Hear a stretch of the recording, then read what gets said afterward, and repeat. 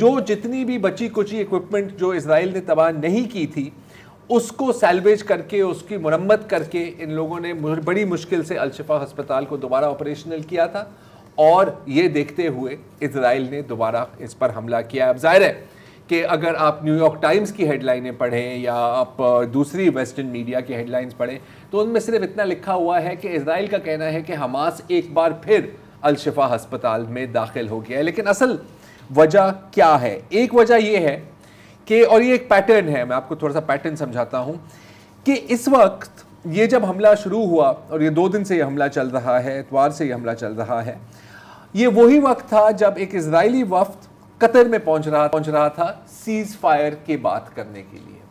तो जब भी ऐसा कोई मौका होता है इजराइल एक नई कार्रवाई करता है। इसके 2 मकासद होते हैं कि एक तो सीज फायर ना हो क्योंकि नेतन्याहू चाह रहे हैं कि जो भी बचे कुचे फ़लस्तीनी हैं रफ़ा में उनको भी या तो कत्ल किया जाए या तो फिर उनको किसी तरह से वहाँ से बाहर फेंका जाए।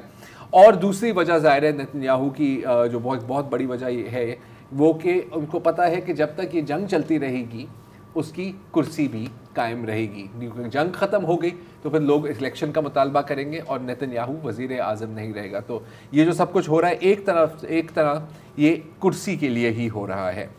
अच्छा, ये पैटर्न जो मैं आपको बता रहा हूँ ये एक बहुत इस्टेब्लिश किस्म का पैटर्न है। जब इंटरनेशनल कोर्ट ऑफ जस्टिस ने इजराइल के ख़िलाफ़ रूलिंग दी थी तो आपको याद होगा कि उसी दिन या उसके अगले रोज़ इजराइल ने एक सबूत पेश किया था कि जी उनरा के जो मुलाजमीन हैं वो असल में दहशतगर्द हैं। और फिर अमेरिका, क्योंकि अमेरिका तो सर यस सर ही करता है जब इजराइल कुछ भी कहता है, अमेरिका ने अपनी फंडिंग काट दी। तो ये डिस्ट्रैक्शन होती है।